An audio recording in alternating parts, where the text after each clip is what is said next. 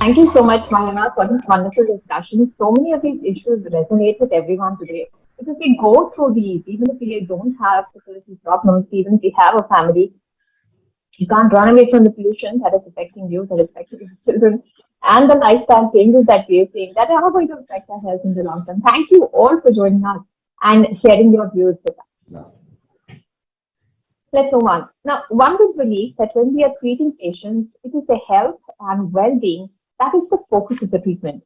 In real life, when it comes to ART treatment, decisions are predominantly made by professionals based on their diagnosis of the patient's physical condition and the medical condition, of course. Similarly, the clinical evaluation research primarily focuses on the effectiveness of treatment and conceptualizes outcomes from the standpoint of professionals rather than patients. Should this now turn on its head?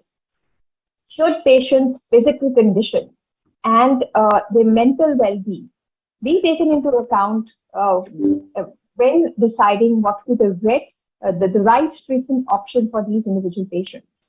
In this panel discussion, we'll be talking about empowered and informed choices towards a patient-centric approach in fertility treatment. So please welcome our esteemed dignitaries who are joining us to talk about this very important issue of patient centricity in ART procedures. Please welcome Dr. Richa Jagtap, Co-Medical Director and Consultation Reproductive Medicine, ART Fertility Clinics.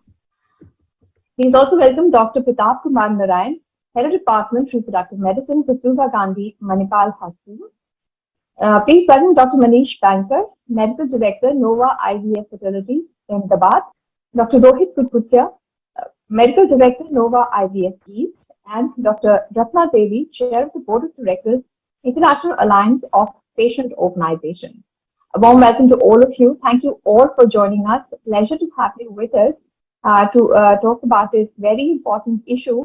All right. Are you able to hear me? Because I think some people are having an issue hearing me. Is there a problem or? Okay, I'm going to go on, and if there is any problem, do let me know. So I'm going to start my question. The first question is to Dr. Ratna Devi. When it comes to ART treatments, is it a patient-centric approach, or is it more about, what you see clinically? Because most patients, they only know their problem. They don't know how they got there and how they will get out of it. Thank you, Anisha, and thank you to the organizers for inviting me to this panel discussion. So, Anisha, to answer your question, the patient-centric approach starts after the patient reaches the hospital or a doctor. But very often the patients meander around before they actually arrive at the right clinic or the hospital, and our systems don't support patients' decision to arrive at the hospital in the shortest possible time. Considering the environment that we live in terms of the myths and misconceptions around infertility, a lot of stigma around infertility, there are a lot of things that the couples do before they actually seek help. Apart from the fact that, most people think that infertility treatment is extremely expensive and is out of pocket in most cases because it's not covered by insurance. So patient centricity is not just a specific part where the treatment happens, but the entire journey of the patient.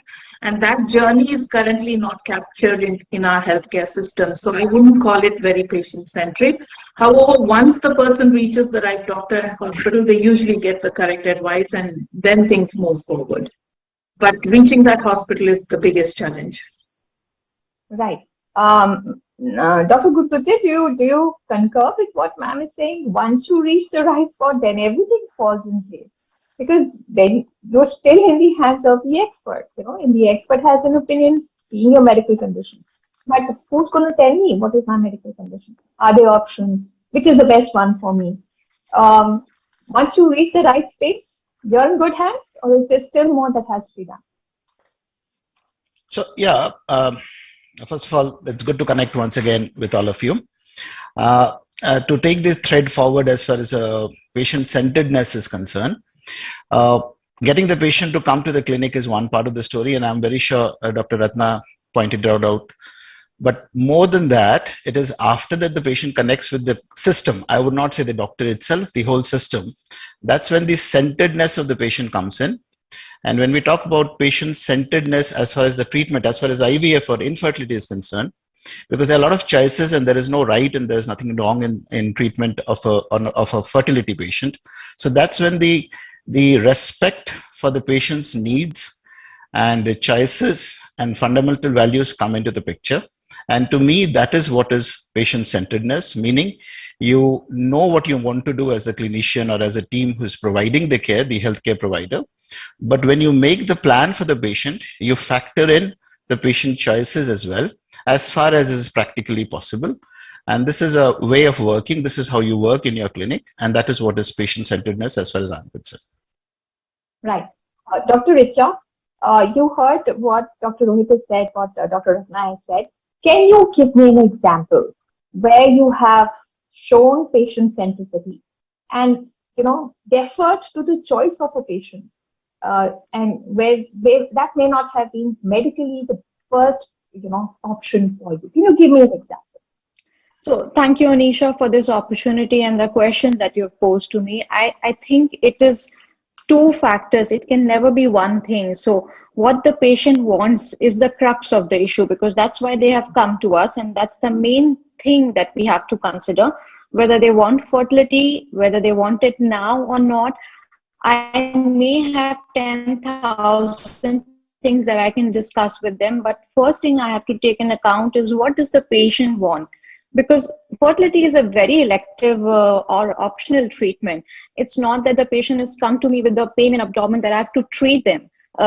More important is that we make sure what the patient wants. So if, to give you an example, I had a doctor couple some years back, and they were young. The wife's AMH was low, and they were planning something about their fertility, but they were not sure that they wanted pregnancy at that point.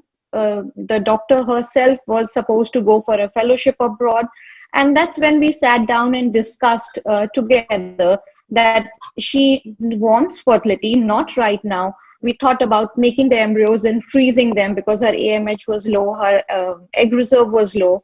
And we came to a decision that, yes, this is a good way forward, where we are respecting their choices of not being parents right now, but their option of keeping the window open for themselves so that they can think about having a biological child in the coming years. And that worked out very well for the couple. I think it's like there are three of us traveling in this boat, and without taking everyone's point of view in perspective, we cannot go ahead with fertility treatments. Okay. Thank you for that example. But there are nights when those decisions aren't very easy to make, isn't it, Professor Pratap Kumar? Because, the patient wants my child, my genes.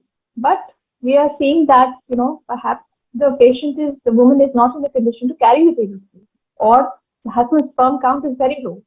So then there seems to be some conflict on what is the best way forward and what the patient wants. Then what do you do? Thank you very much for the question. I think as far as possible, any couple would like to have their own egg and their own sperm, unless it is a terribly imbalanced one. So I would probably convince them to try for techniques which can enhance fertility in our own eggs, or their own eggs and their sperm.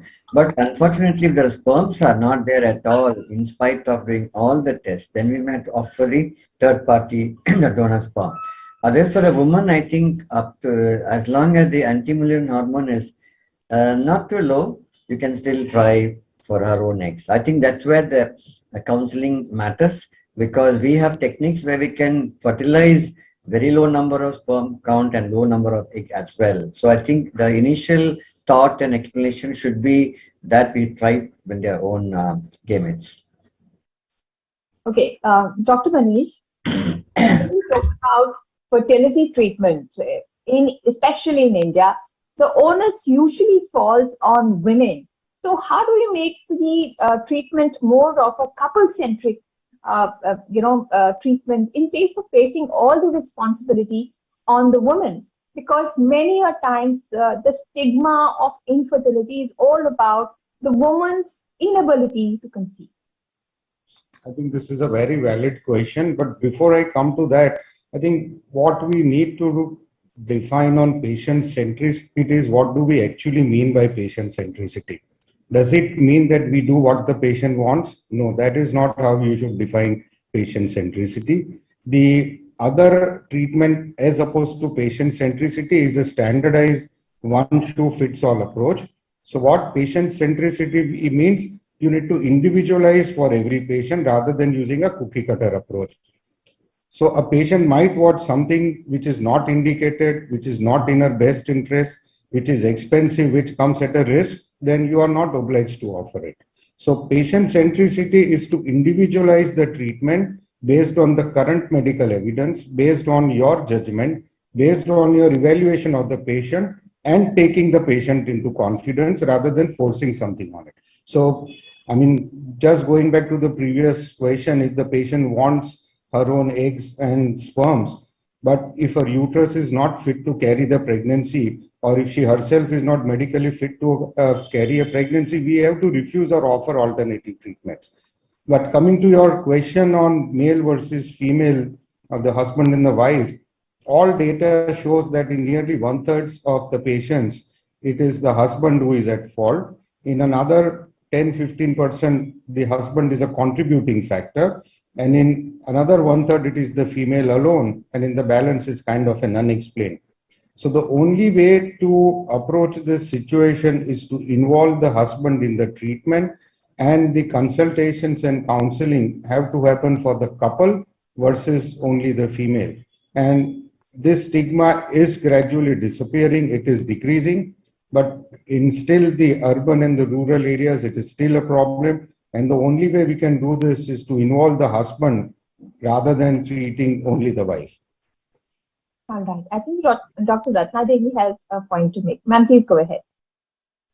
Thank you. I just wanted to sort of elaborate my previous statement when I said patient centricity is not about just the treatment, but patient centricity is, patient-centric policies, patient-centric environment, patient-centric quality care, everything.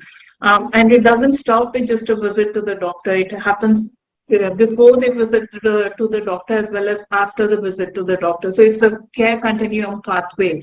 And if you see how infertility is managed within the ambit of, say, maternal and child health care services in India, then infertility is not really top of the list. And very, very few couples actually seek medical attention for various reasons.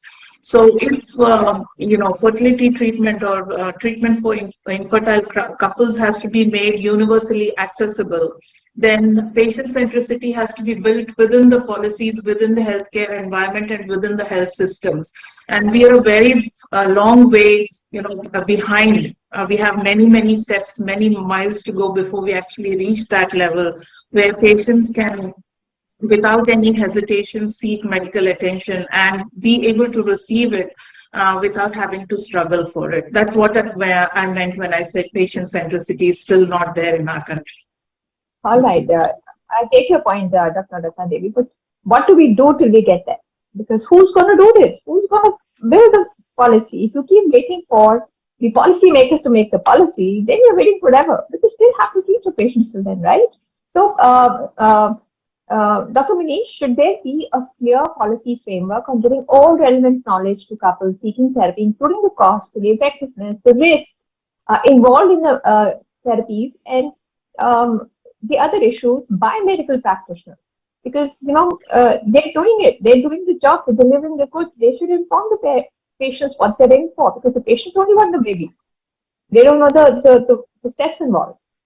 I think this is something which no individual person or association will be able to do it. This will need a multi-pronged approach. Maybe the first step in this direction is by the government formulating an ART Act, which has at least laid down the basic framework on how ART should be practiced. There is also the role of media in creating awareness. There is also the role of all professional bodies, which has to create awareness.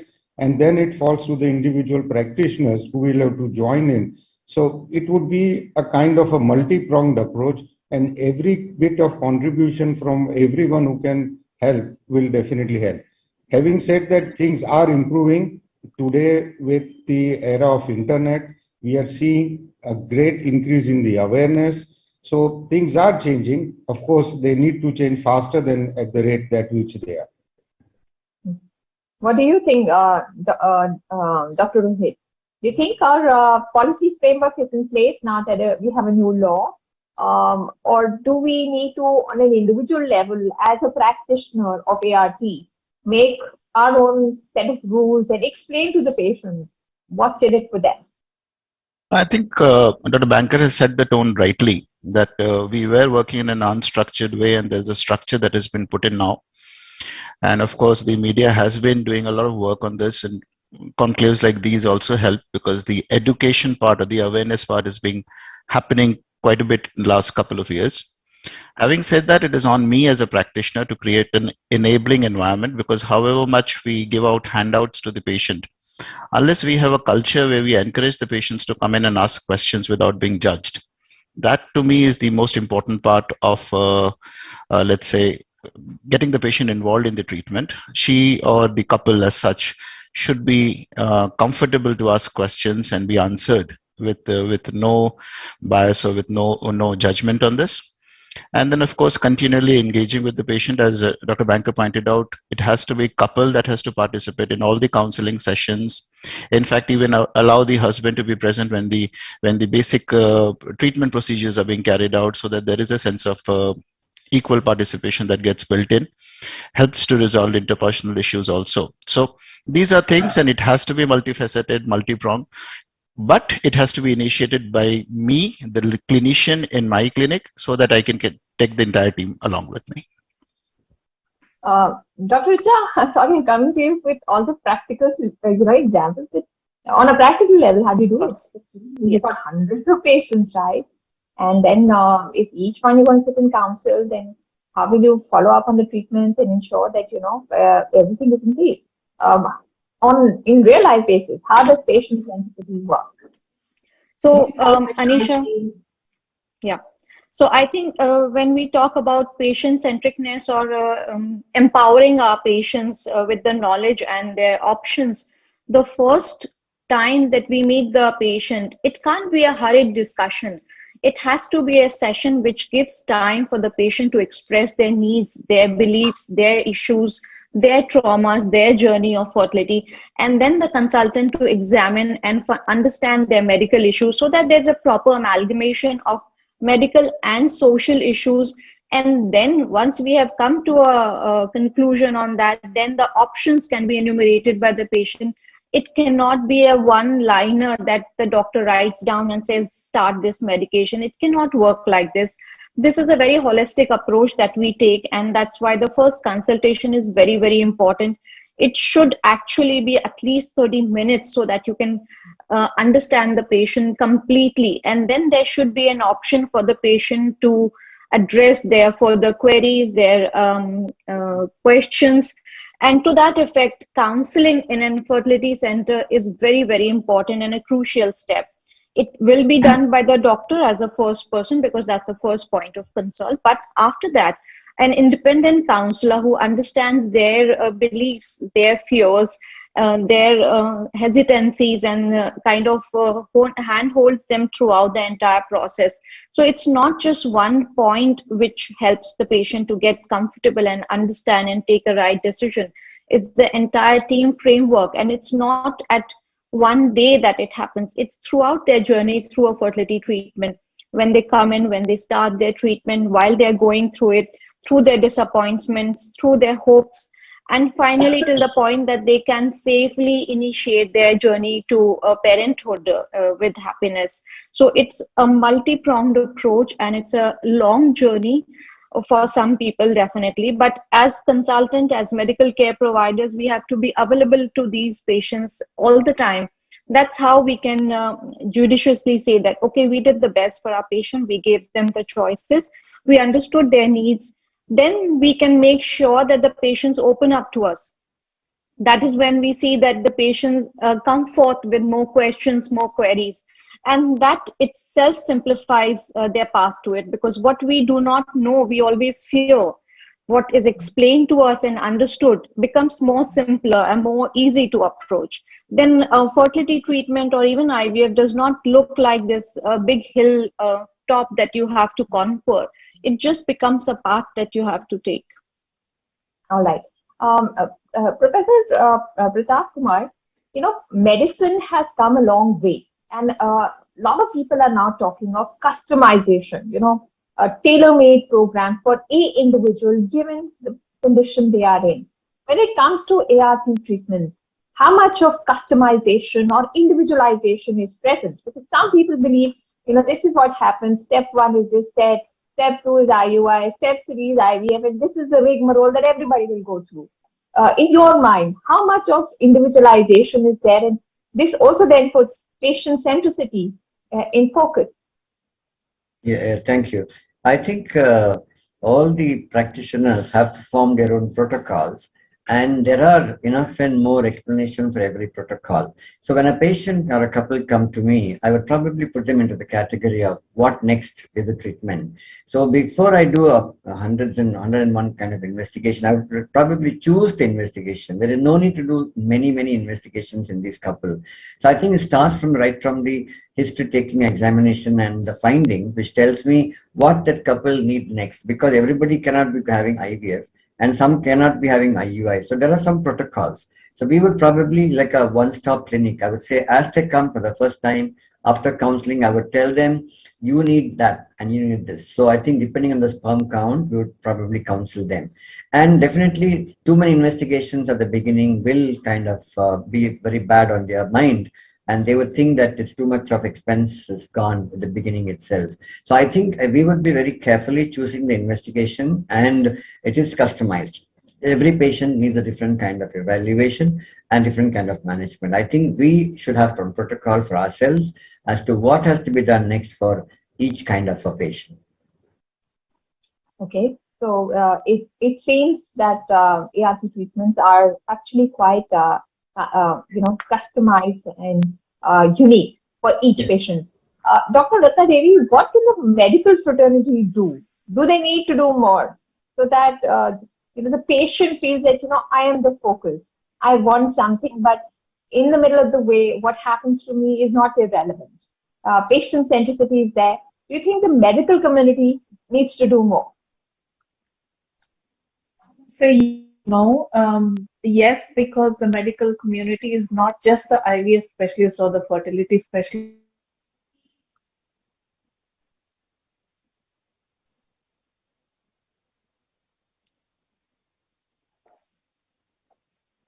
Very educated or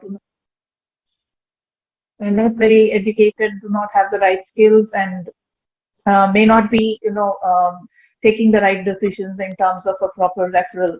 So, proper referral pathway is extremely important. People who do not have the skill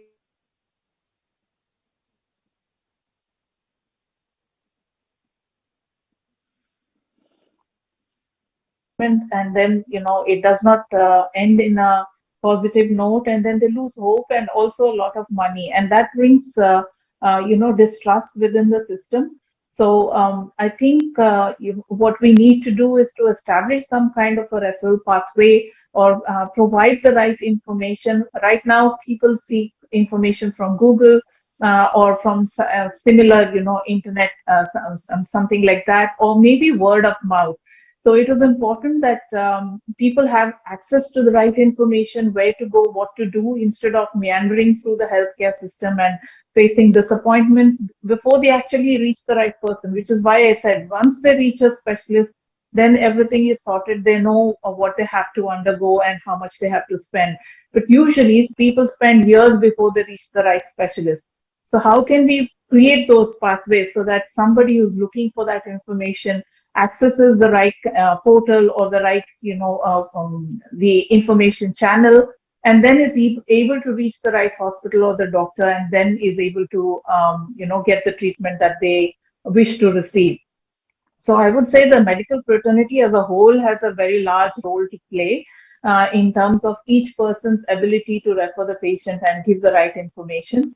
Also, specialists are very busy people. So if you have a referral pathway, follow up and counseling post procedures, because usually people go through a lot of mental health ups and downs, a lot of mood swings because of the hormonal treatments that are there, disappointments, and a lot of things within the family where there could be differences of opinion between the couples or the spouses themselves, and that needs continuous handholding. That is currently not possible in the context of our country, because you get your services as long as you're within the clinic. Once you step out of the clinic, you are on your own. So there has to be some kind of a system where maybe a person can have a helpline or some such procedure where they can pick up if they have doubts, or if they're going through a low phase, they can pick up the phone and speak to somebody and get the support that they require. So maybe a support group here will help. But Dr. Rohit, I want to ask you. Now, it is important that the patient knows what's coming up. But what is the value of empathy from the doctor? Because, you meet the patient first time, you explain the situation, you take the time, and you lay the road out to them.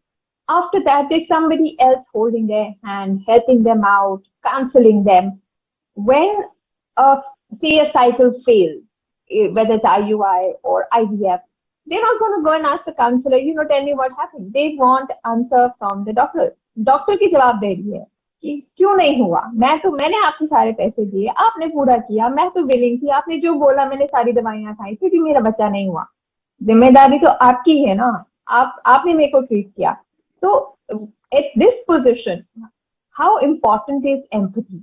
The odds are whatever the statistics tell you, but for the patient, that doesn't resonate. How important is empathy? Because science and statistics is there on one hand. How do you tell the patients that hold on, or show your empathy so that they don't feel that this is just I'm just part of a factory, I'm just a nut and bolt? It's a loaded question. I'll take some time to answer this. See, the point is, I would agree with Dr. Richa that the first counseling is a very, very important counseling. And if there is a connect that's happening between the clinician and the couple that's come for treatment, the connection is happening that day itself.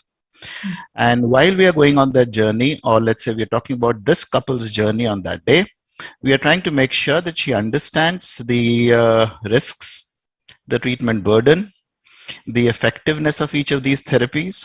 And please understand, and this is something that is loud and clearly to be understood by everyone, that none of our therapies have anywhere close to even a 50% chance of having a pregnancy. So this is something that has to be established, and these I would say are the ground rules. They have to be established on the first day of counseling.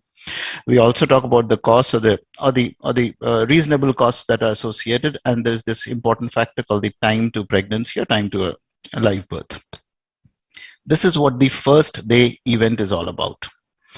For me personally, the moment we've actually decided on a therapy for her, for the couple, based on their inputs, and that is where patient-centeredness is for me is concerned, that they have gone through what we've told them, they have gone through the independent sources of information, let's say like Google, and they've come back and they've confirmed that this is the path that they would like to follow, whether it's their own genetics, it is donated genetics, it's all about their choices, first of all.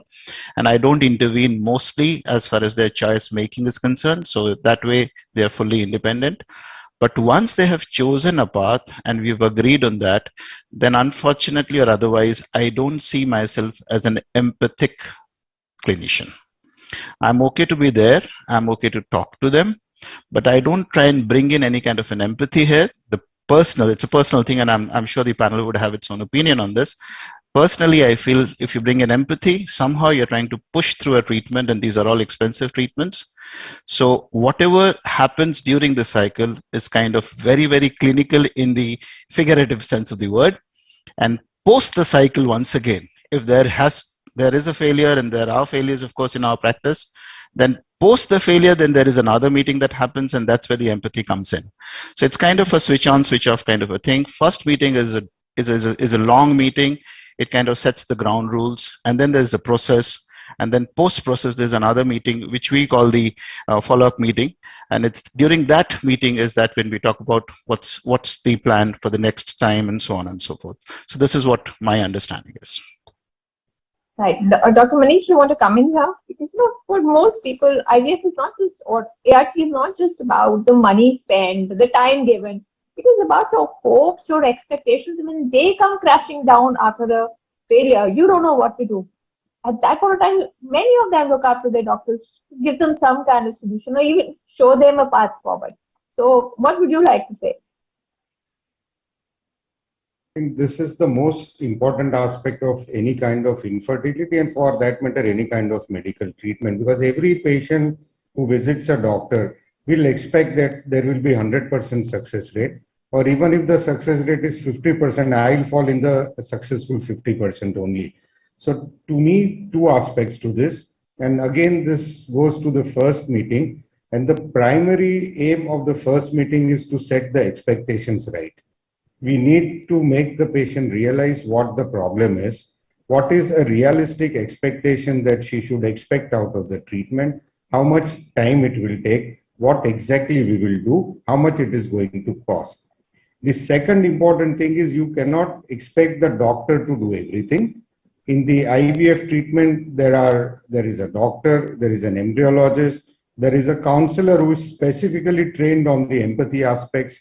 There will be financial counselors who will counsel them on the financial aspect. So at the end of the day, the consultant is like the conductor of an orchestra who is in control of everything, but he does not have to play every piece himself. So maybe the first meeting is very crucial in setting up all this so that the patient, on the one hand, has the right expectation, knows what will happen, knows what she will have to undergo. And if there is not a desired outcome, she would have some reason to understand that at least the clinic or the doctor has done the best. I have also tried my best, but in spite of this, every treatment need not have the desired outcome. There is something which is much beyond this. Yes, after all, there's the guy upstairs who controls everything. Bhagwan ka bhi haath hai is sab mein. Ratna ma'am, If I can just put in a word there, Anisha, that when couples come to us, yeah. Dr. Richa, I'll come to you. Let Dr. Ratna say something, and then I'll come to you. Ratna ma'am, please go ahead. Yeah. No, I was just waiting for Dr. Richa to finish. Okay, thank you. I just wanted to say something, and play the devil's advocate here by saying that we work with two patient groups, PCOS as well as endometriosis. And pardon me for saying this because you're all great doctors, but somehow fertility treatment has been very glamorized. So most patients think that fertility treatment can be offered only in private sector. And that is why they, end up spending such a lot of money. Whereas that might not be true. So there is a severe lack of information on where to go if you need these kind of services. Also, maybe something should be done to build trust in the public sector hospitals so that patients who want fertility treatment can go there as well. And, provide some means of managing the cost of the treatment. Because from what we hear, at least from our endometriosis group, which is a very, very large group, most people just drop out of treatment because they cannot afford it after one or two attempts. And that brings a lot of disappointment. So I think we need to make it more, common man's problem than the super rich problem, if I can say that. And because fertility is every woman's dream, every woman wants to be a mother. At least I think so. I think it needs to be de-glamorized a little bit and brought it to the common man so that more and more people talk about it and there is more accessibility built within the public health system. Right, but it's not the private sector's job to tell them, oh, you can go somewhere else and get it done cheaper. Other stakeholders need to come in there. Sorry, Dr. Richa, please go ahead. Make your point. So when we were discussing about how to bring in empathy for the patients and how disappointed they would be, most of the patients, when they start this journey, understand the realities of IVF. They understand that it's not going to be magical, yes or no. it's going to be a path that they are taking. They understand the statistics, they understand their chances, they attend support groups, and then they take a decision, which is a known decision. And then, like Rohit said, that it's a process, but while throughout the process, they still get an update whether things are going fine, whether things are not going fine, whether things are looking on the brighter side. And each and every point, what the clinician knows, the patient knows. So when there's complete transparency, their hopes are realistic, and they do not feel let down even when there's a negative report. They do not feel that let down if they have understood the process completely, because as we know, the fertility chances are not going to be 100% in any group. I would love for all my patients to be pregnant, but that's not going to be happening. So as long as I've made my couple understand that this is the reality and that is a path we're going to take, and they understand that and walk on that path, I think this itself is an empathy built treatment, and then their realizations and expectations are in the same bandwidth. Right. Professor Pratap Kumar, there is science to it, there is statistics, and there is a way of handling your patients. But in our country, childbirth, family planning is not always only the couple's decision. Many of the decisions are taken by family members, and sometimes, it becomes a very lonely journey for the woman. So the husband may be supportive or going along, she feels kind of left out because she's going to take the medicine, she will have mood swings, and sometimes some decisions may not be supported by the family. She will try to hide things. So, when we talk of the larger framework, not just the family, maybe even work, she needs time off, but she's not able to talk to her boss, take the time off to do it properly in a peaceful, relaxed fashion. Do you think the medical community can do something here so that there is empathy for the woman going through in not just the medical setup, but her social setup as well? Yeah, that's an interesting question. In this country of ours, I think I agree with you. The family also interferes. In fact, the first consultation, the big load of them come. Sometimes nobody comes. I see mother-in-law, mother, father-in-law, father, everybody there first consultation. Whereas in another group, I just find the husband and wife coming. So there is a lot of different family support. The group which comes together, I think they're all supporting each other, or maybe interfering also. We can never say that. But I think when they come with a father and mother, we know that the expenditure also can be partly by them also. So that means there's a lot of support. But when they come together, just a couple, and they finally tell me, I have not told anybody, and even if they deliver after IVF pregnancy, they will say, don't tell my mother, don't tell my father, don't tell my in-laws. So that means they're very secretive about it. So there are two sections of people who are open with their family, some are not open. I think it all depends on that woman's right. She has the right to decide, should we tell about this to somebody else or not? So I would probably put the couple onto their own decision-taking method to support from the family or not is their choice. But Professor Pratap, I'm talking about making this. See, we are having so many IVF clinics coming up now, even tier 2, tier 3 cities. It is a genuine problem. But is the world empathetic towards an infertile couple? Do employers say, okay, take the time off, please be relaxed, have your cycles in peace, don't rush back to the office, whether it's advisable or not, it's secondary. I'm talking about, the entire social structure. Is there empathy there? And how will that empathy come? Will the medical fraternity have to make a difference? Yes, of course, we play a big role in the doctors play a lot of role, because as you said, we need a lot of counseling sessions as well.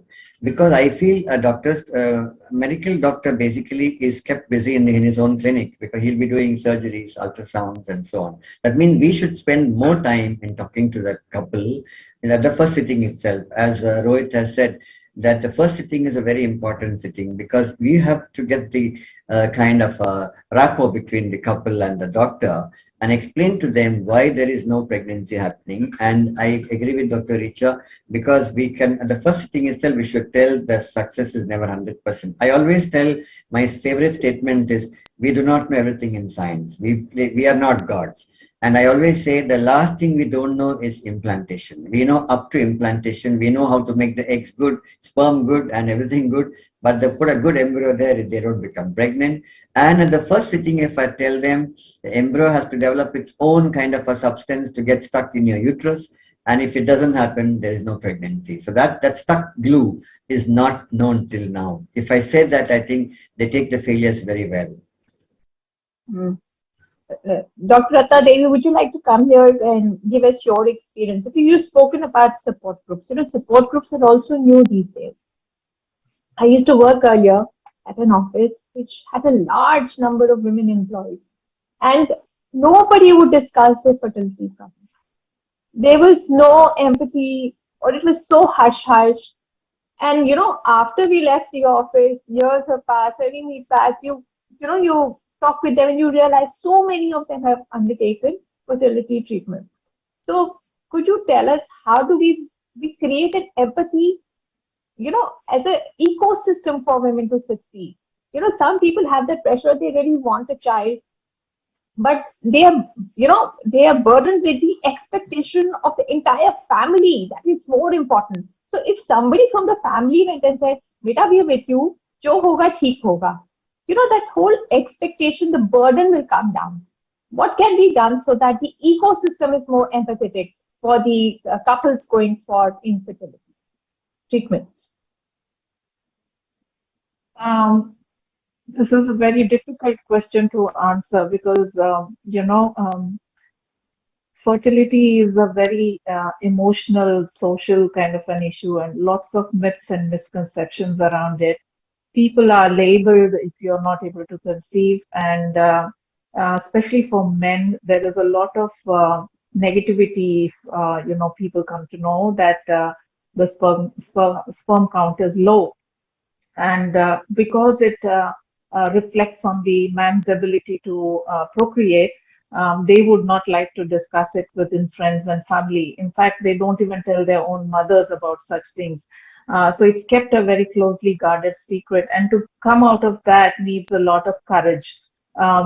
So that can only happen when more and more people start talking about it, that it's not about you as an individual, but a medical condition like any other medical condition. So if you have diabetes or hypertension, you're not shy of discussing it. Similarly, this is a medical condition that needs to be treated.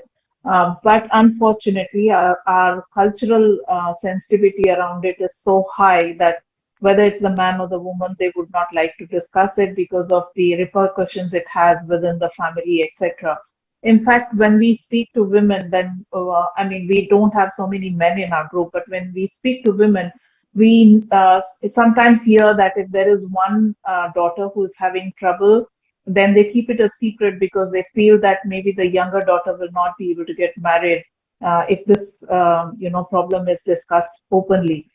So with these kind of cultural beliefs and myths around infertility, it is very difficult to expect a positive work environment.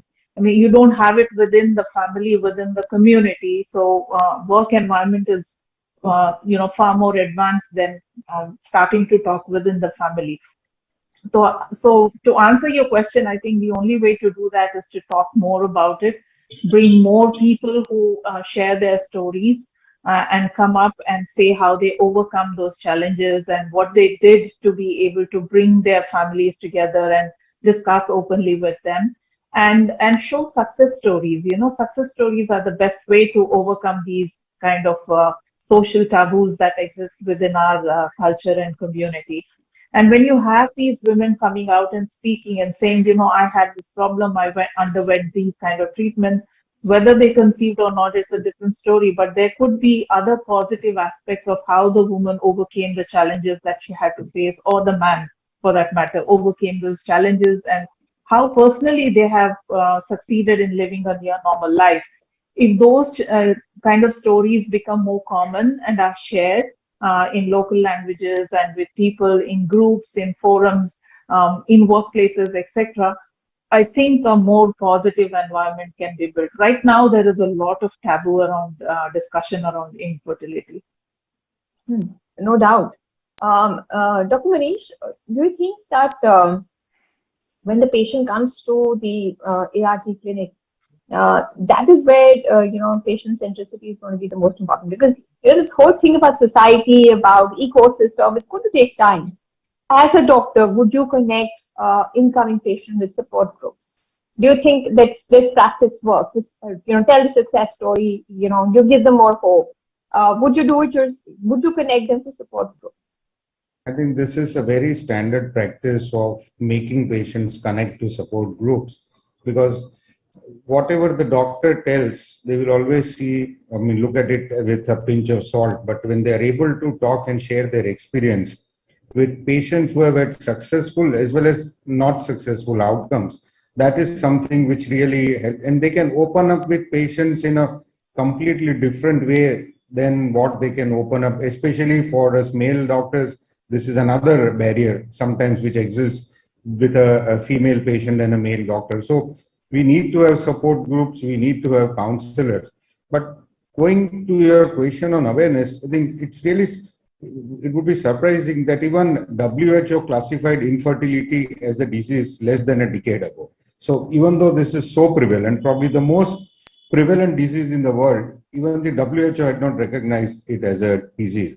How many companies or corporates give official leaves to their employees if they are going infertility treatment? They will give for a backache, or they will even give for a cardiac disease. But how many women or couples are supported? The insurance sector in general may not support them, but how many employers support their employees if they are undergoing infertility treatment? How many successful IVF couples come out and tell that, okay, this is what I've undergone. Please don't worry. I have a child who's an IVF child. He or she is as normal as any other child. So the whole taboo and stigma around this is multifactorial. And unless everyone talks about it, we will not be able to overcome this. Support groups is a very important part of this, but it does not begin and end at that. I think a lot of people have to talk a lot more till this stigma goes away. Dr. Richa, what do you do about all the gossiping that happens? And that is another reason why people don't talk. Oh, she went for a surrogate. Oh, he doesn't have sperms. All this gossiping also then, how do you put in the back? As a practitioner, do you have any role to play here? Because, it does impact a patient seeking treatment, when they hear all of this. I think when our patients are aware and they are very woke, as I would say, they don't get affected by these things because they are taking it in a stride. They are not looking at everyone what they are speaking, because like they say, people will speak something or the other. And the bigger thing is that the whole society network puts a very big expectation on the women. We don't do that. Once she steps into the clinic, we try to lift off that burden of expectation from the couple's shoulders and say, okay, this burden is ours now. You don't have to be under this stress of conceiving, and we'll try to take the journey. In fact, the patients feel more uplifted when they are at the clinic than when they are within their own social network. So that awareness which we are talking about and the empathy that we are talking about amongst the doctors, I think it needs to permeate to different social criterias also, different social networks also. Their employers, their families, they need to be more aware of these things, that this kind of stress should not be heaped up on the patients. Most of these patients, when they talk about that, what should I be sharing with others, I always advise them that this is your very, very personalized treatment. You have all the right to keep it to yourself, and do not share or discuss too much with others, because there will be thousands of opinions given and not one of them will lead them in the right direction. As long as they stick to the facts and to their right medication and their doctor's counsel, all the other things will fall in place when they have realized their journey one way or the other. And this kind of social gossip network is what kind of pressurizes the patient. There's so many women who say, I feel nice and comfortable when I'm talking to you, doc. When I go back, the whole thing starts again. So that's why it's better for these couples to be away from that kind of tightened network which talks about their expectations and when they are getting a baby and why she's not pregnant till now. And the awareness, as all my panelists have said, it's not only medical awareness and empathy, Anisha, that we are talking about. It's at different levels that we have to talk about it. We have to talk more about it and make sure this kind of stress on the couple is lifted up. Uh, Professor Pratap Kumar, would you like to give us an example? Because when it comes to support group, while some of you are saying, support groups will give hope to patients where their, successes are followed and, they will be able to manage expectations perhaps better. Dr. Richa is saying that, we don't want a gossip session where, some of the incoming patients feel disheartened. So how do you look at this?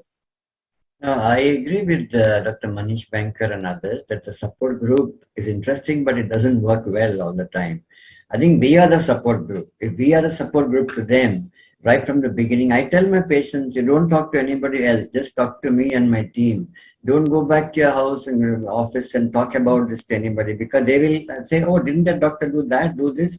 101 questions will come in. So I personally would probably tell them, we are the support group for you. You talk to us and my team, and my nurses are extremely good in talking to, and you can either cry with them or don't cry with them, laugh with them, doesn't matter. So I think we are the ones. I think the support group doesn't work in India much. We have the last 10 minutes of this discussion coming up. So I want to take some concluding remarks from all of you. Let's start with you, Dr. Rohit. Empathy, no doubt, is required in the medical community for any kind of treatment. Anybody going through a disease is having a terrible experience. He wants a way out. Here you want a baby, and you know that the statistics are, the success rate is 30-40%. So how does empathy come in here?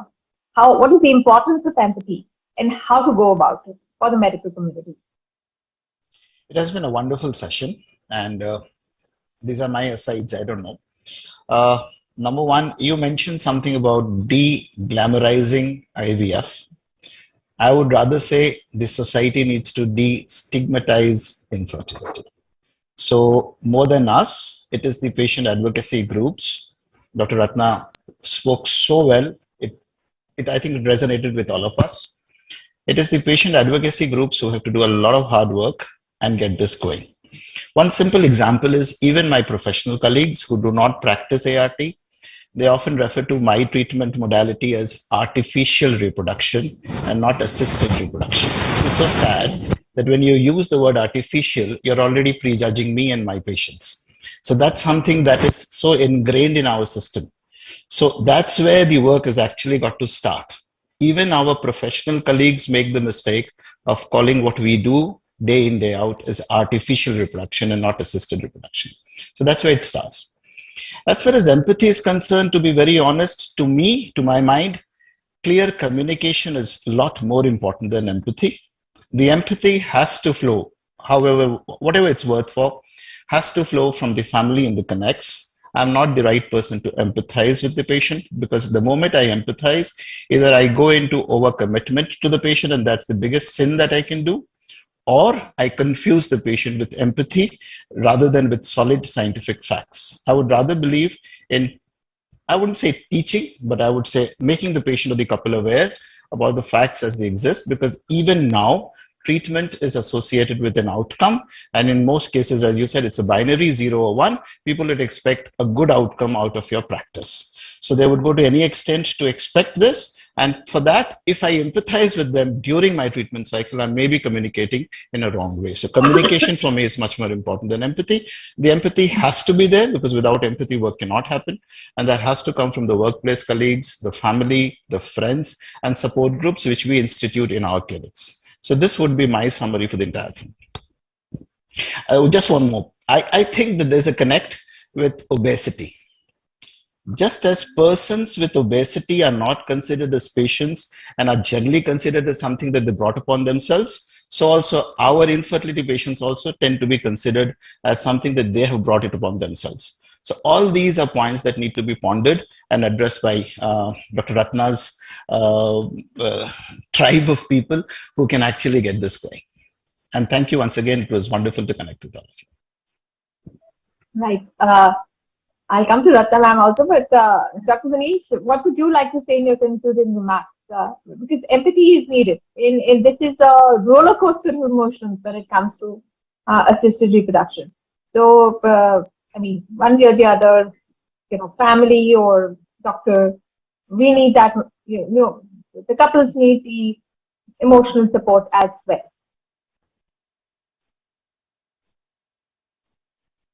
Fully agree with this because one of the key to success of any kind of infertility treatment is to undergo repeat attempts because individual cycles are not always 100% successful. And multiple data points show that the biggest reason for drawback is the psychological burden of the treatment and not necessarily financial costs. So empathy does play a role. The question is who should be empathetic? I think everyone involved in the team should be empathetic. And by empathetic, I do not mean that you should sit and cry with the patient, but you should act as a friend and a colleague and guiding the patient rightly. That is also a type of empathy. So the entire team has to be empathetic. They need to be sensitive to the needs of the patient. They need to be very sensitive on what to tell the patient at what point of time, because unless the patient undergoes the treatment repeatedly, they will not achieve their goal. If they stop midway, that is a great opportunity lost for them. Right. Professor Pratap Kumar, what would you like to say in your concluding remarks? Yeah, I would probably say the same thing again because when the patient comes to us as a couple, the beginning session, the first session is most important. And we would probably tell them what they need and what to do and what not to do, I probably would tell them. And then they would probably kind of budget it out and say, okay, I can spend on this kind of treatment. And at the beginning itself, as Manish said, we need to be clear up with them about the success and the outcome. And I think if you're clear about that in your mind and in their minds, that would be the best. Because as you said, roller coaster, I agree with you. But I think the roller coaster can be a little slow roller coaster and not a rapid one. And that's what is our responsibility. Yeah. Dr. Richa, what would you like to say in your concluding remarks? So I would like to say a very realistic expectation, tailor-made treatment, a robust counseling to lighten the load psychologically on the patient, have a clinical clarity so that we are doing the right thing while we are adjusting these 5 things on the emotional aspects, move on the right road, and increase and awareness and talk amongst the community to be able to accept and embrace this couple who's on their path of achieving fertility. That's, I think, the crux of the thing. What we do is one part of it, but we alone cannot act. It's the entire community which has to open up their arms and say, okay, this is something that we do not need to whisper or gossip about. We need to take a step back and let this couple be. I think once everybody does that, just let the couple be, they will be more clinically able to achieve their goals.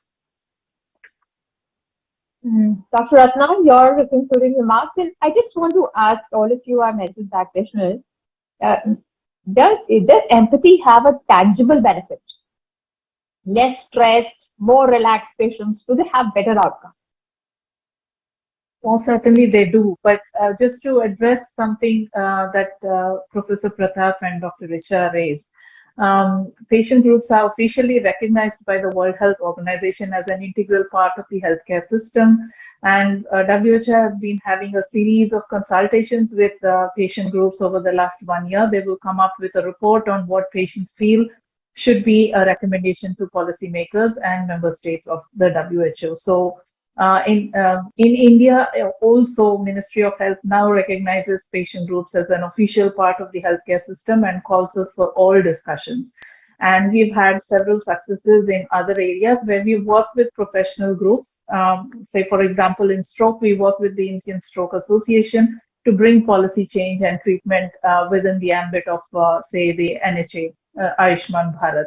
And similar things can be done if the professional groups and the patient groups work together as, partners and for the same goals, because the objectives are the same. At the end of the day, the patient should benefit from the advanced treatment that is available. It should be accessible. It should be easy on the pocket, and patients should have access to the right information so that they reach the right doctors and hospitals on time. So as a takeaway, I would say that yes, empathy does have an extremely important role, and I would say as a practitioner that most doctors are empathetic. They would not be treating their patients if they are not empathetic. Every person connects as a medical professional with their patient and tries to choose the best option that is the best fit for that patient's needs. So I would also say that there needs to be more communication between the professional societies and the patient groups and civil society in general, civil society working in healthcare in general, so that some of these myths, misconceptions, and taboos are removed. There has to be more dialogue on how the couples that are undergoing fertility treatment can be supported, whether within the communities or within workspaces. And that can only happen when more people are talking about it. So maybe more patient stories, more lived experiences, and more, information shared on success stories would be the way forward. And last but not the least, a lot of advocacy around inclusion of fertility treatment into insurance policies, whether public or private. That would ease the load a lot for people who are undergoing treatment. Thank you. All right. A big thank you to all of you for joining us.